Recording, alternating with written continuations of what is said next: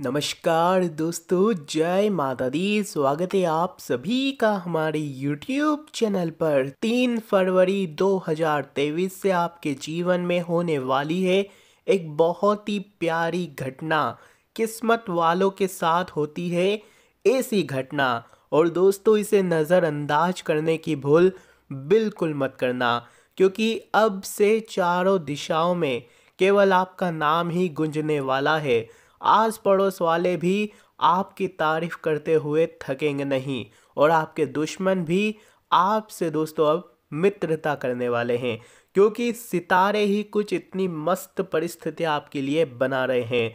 तो आइए जानते हैं कि आखिर अगले 24 घंटे आपके लिए कैसे रहेंगे। अगर आज के पंचांग की बात करें दोस्तों, तो आज है शुक्रवार का दिन, माघ मास के शुक्ल पक्ष की त्रयोदशी तिथि है और नक्षत्र पुनर्वसु है। उसके बाद दोस्तों विषकुंभ योग बन रहा है। चंद्रमा मिथुन राशि से निकलकर कर्क राशि में जाएंगे संचार करने के लिए, और सूर्य पहले से ही मकर राशि में गोचर कर रहे हैं, जिसका पूरा प्रभाव आपके जीवन पर पड़ने वाला है। तो आइए जानते हैं कि आखिर अगले 24 घंटे बेरोजगारों के लिए कैसे रहेंगे, साथ ही व्यापार के लिए कैसा रहेगा, नौकरी के लिए कैसा रहेगा आज का दिन, प्रेमी संबंधों के लिए कैसे रहेंगे, आपके स्वास्थ्य के लिहाज से कैसे रहेंगे, परिवार के लिए कैसे रहेंगे। जानकारी बहुत ही महत्वपूर्ण है जो आपको जानना बहुत ज़रूरी है, क्योंकि कुछ सावधानियां भी बताएंगे, कुछ अचूक उपाय भी बताएंगे, कुछ खुश खबरियाँ भी देने वाले हैं। तो आइए हमारे साथ अंत तक देखते रहिए। यह 8-10 मिनट की वीडियो आपके पूरे दिन को खुशियों से भर देगी। तो आइए बढ़ते हैं आज के महाराशि फल की ओर। आपसे हाथ जोड़कर विनती है कि इस वीडियो को लाइक ज़रूर करें। जो भी इस वीडियो को लाइक करेगा, माता रानी का आशीर्वाद उसे मिलेगा। और नीचे कमेंट बॉक्स में जय काली का माता ज़रूर लिख देना। आज है शुक्रवार का दिन, माता रानी का आशीर्वाद आपको अवश्य मिलेगा। आइए एक अनमोल विचार के साथ आज की इस वीडियो की शुरुआत करते हैं। दोस्तों थोड़ा सा समय आपका मांगेंगे, क्योंकि अभी हम जो आपको कहानी बताने वाले हैं, कुछ 1 मिनट की कहानी भी नहीं होगी, लेकिन यह आपका ज़िंदगी देखने का नज़रिया ही बदल देगी।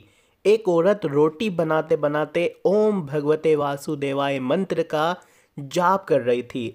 अलग से पूजा का समय कहाँ निकाल पाती थी बेचारी। तो बस काम करते करते ही एकाएक धड़ाम से जोरों की आवाज़ हुई, और साथ में दर्दनाक चीख कलेजे से धक से रह गया। अब आंगन में दौड़कर झांकी तो 8 साल का चुन्नू चित्त पड़ा था, खून से लथपथ। दोस्तों मन हुआ दहाड़ मारकर रोए, परंतु घर में उसके अलावा कोई नहीं था। रोकर भी किसे बुलाती, फिर चुन्नू को संभालना भी तो था। दौड़कर नीचे गई तो देखा चुन्नू आधी बेहोशी में माँ माँ की रट लगाए हुए रो रहा था। अंदर की ममता ने आंखों से निकलकर अपनी मौजूदगी का एहसास करवाया। फिर 10 दिन पहले करवाए अपेंडिक्स के ऑपरेशन के बावजूद न जाने कहां से इतनी शक्ति आ गई कि चुन्नू को गोद में उठाकर पड़ोस के नर्सिंग होम की ओर दौड़ी। रास्ते भर भगवान को जी भर कर कोसती रही, बड़बड़ाती रही, हे कन्हैया क्या बिगाड़ा था मैंने तुम्हारा, जो मेरे ही बच्चे को। खैर डॉक्टर साहब मिल गए और समय पर इलाज होने पर चुल्लू बिल्कुल ठीक हो गया। चोटें गहरी नहीं थी, ऊपरी थी तो कोई खासी परेशानी नहीं हुई। रात को घर पर जब सब टीवी देख रहे थे, तब उस औरत का मन बेचैन था। मन में दोस्तों कई सारे विचार थे। भगवान से विरक्ति होने लगी थी। एक माँ की ममता प्रभु सत्ता को चुनौती दे रही थी। उसके दिमाग में दिन की सारी घटनाएं चलचित्र की तरह चलने लगी। कैसे चुन्नू आंगन से घिरा कि एकाएक उसकी आत्म सिरह उठी। कल ही तो पुराने चापाकल का पाइप टुकड़ा आंगन हटवाया है, उसी जगह था जहाँ चिन्नू गिरा पड़ा था। अगर कल मिस्त्री ना आया होता तो उसका हाथ अब अपने पेट की तरफ गया, जहाँ टाके भी हरे ही थे ऑपरेशन के। आश्चर्य हुआ कि उसने 20-22 किलो के चुन्नू को उठाया कैसे। कैसे वो आधा किलोमीटर तक दौड़ती चली गई। फूल सा हल्का लग रहा था चुन्नू। वैसे तो वो कपड़ों की बाल्टी तक छत पर नहीं ले जा पाती थी, क्योंकि ऑपरेशन हुआ था। फिर उसे ख्याल आया कि डॉक्टर साहब तो 2 बजे तक ही रहते हैं, और जब वो पहुंची तो 3:30 बज रहे थे। उसके जाते ही तुरंत इलाज हुआ, मानो किसी ने उन्हें रोक कर रखा हो। उसका सर प्रभु चरणों में श्रद्धा से झुक गया। अब वो सारा खेल समझ चुकी थी। मन ही मन प्रभु से अपने शब्दों के लिए क्षमा मांगी।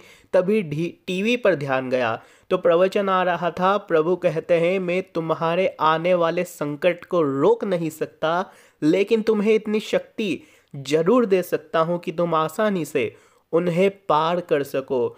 तुम्हारी राह आसान कर सकता हूं, बस धर्म के मार्ग पर चलते रहो।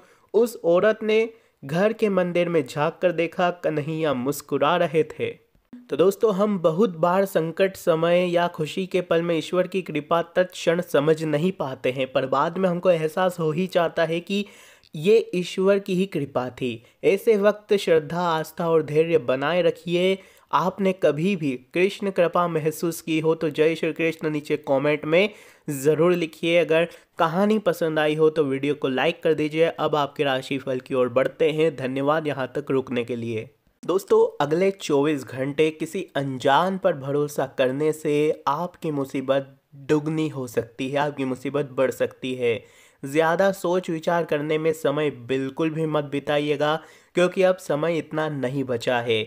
ये समय जो है दोस्तों, यह जो समय है, कल्पना में नहीं जीना है आपको, बल्कि हकीकत का सामना करना है कि हकीकत आपके जीवन की क्या है। कोई ज़रूरी कागज़ अगर आपको दोस्तों ज़रूरत है उसकी, तो उसको तो पहले से ही दोस्तों कहीं ढूंढ ले, रख ले, क्योंकि एंड टाइम पर अगर आप ढूंढने निकलोगे तो हो सकता है वह कागज़ आपको नहीं मिले और आपका काम अटक जाए। लापरवाही और आलस्य करना दोस्तों आपको बहुत बड़ी उपलब्धि से दोस्तों हाथ धुलवा सकता है। इस वजह से आपके कई बड़े बड़े काम भी रुक सकते हैं। आपको अपनी बोलचाल का लहजा अगले 24 घंटों में बिल्कुल नरम रखना है। गलत भाषा का इस्तेमाल करोगे तो लफड़े में पड़ सकते हो, लड़ाई झगड़ा हो सकता है। और दोस्तों, इन चीज़ों में अगर आप पड़ गए तो आपका कई सारा आने वाला दिन बहुत ही ज़्यादा दुखी हो सकता है, क्योंकि इस समय ग्रह स्थितियाँ सकारात्मक बनी हुई है। इनका भरपूर सम्मान करिएगा। पूंजी अगर कहीं निवेश करने का सोच रहे हो तो तुरंत कर दे, समय अच्छा है। भाइयों या फिर करीबी रिश्तेदारों के साथ फायदेमंद योजनाएं बन रही है, उन पर विचार विमर्श जरूर करिएगा। दोस्तों, आज आप थोड़े से व्यस्त ज़रूर रहेंगे, परंतु घर परिवार को भी आपको थोड़ी सी प्राथमिकता देनी पड़ेगी। कुछ समय उनके साथ भी ज़रूर बिताएं, घूमने फिरने जा सकते हैं, अपने परिवार के लोगों को समय दें, अच्छा रहेगा, प्यार मोहब्बत बढ़ेंगे दोस्तों। क्योंकि आपके दोस्तों जब समय खराब चलता है तो वही लोग हैं जो आपका साथ देते हैं। कार्य क्षेत्र में दोस्तों काम के लिए साथियों का पूर्ण समर्पण रहेगा। बाहरी सोर्स से चल रही बिजनेस की बातचीत का अच्छा नतीजा आपको मिल सकता है। दोस्तों, पिछली बातों को याद कर करके आप अपना ही तनाव बढ़ा सकते हैं। लोगों के विचारों को ज़रूरत से अधिक महत्व अगर देंगे तो दोस्तों निर्णय नहीं ले पाओगे। अपने लक्ष्य तय करके आपकी क्या अपेक्षाएं हैं ये स्पष्ट रूप से आपको जानने की कोशिश करनी चाहिए, तभी प्रसन्नता देने वाली बातें हो सकती है। दोस्तों, ध्यान से सुनिए। प्रभावशाली लोगों से अगर जुड़े रहेंगे तो दोस्तों आपके लिए ही अच्छा रहेगा। कभी ना कभी उनकी मदद से आप दोस्तों जीवन में कुछ अच्छा कर पाएंगे। कुछ समय से अगर आपके जीवन में कुछ समस्याएं चल रही है तो उसका समाधान आपको बहुत ही अच्छे से जल्दी मिल सकता है।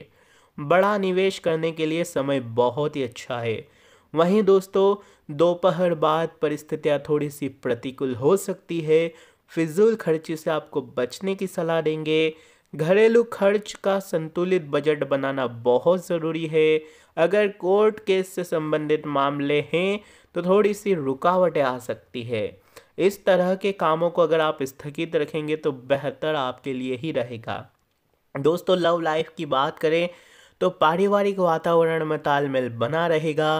प्रेम संबंधों में एक दूसरे की भावनाओं को समझना ज़रूरी है। इस समय मौसमी बीमारियों से संभल कर रहे दोस्तों। बदलता मौसम आपके स्वास्थ्य पर पूरा असर डाल रहा है। रूटीन को व्यवस्थित करना बहुत ज़रूरी है। वहीं दोस्तों, अपने स्रोतों का ठीक से इस्तेमाल करें, यानी कि आपके पास जो चीज़ें हैं उनका सही इस्तेमाल करें। किसी काम की नई शुरुआत करना आपके लिए संभव होगा। अचानक आर्थिक स्थिति में बहुत ही बढ़िया उछाल आ सकता है और आपको कहीं से लाभ भी मिल सकता है, जिसके चलते बड़ी समस्या दूर कर पाना आपके लिए आसान होने वाला है। वहीं विद्यार्थियों को पढ़ाई से संबंधित एकाग्रता को बढ़ाने की कोशिश करनी होगी। पार्टनर की वजह से आपको प्रेरणा मिलेगी, इस कारण जीवन में बदलाव करना संभव होगा आपके लिए।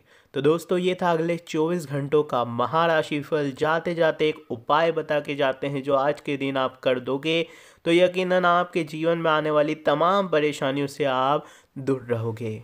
अगर आपको अपना भाग्य जगाना है, आपका भाग्य सोया हुआ है, तो गाय एक चलता फिरता मंदिर है दोस्तों।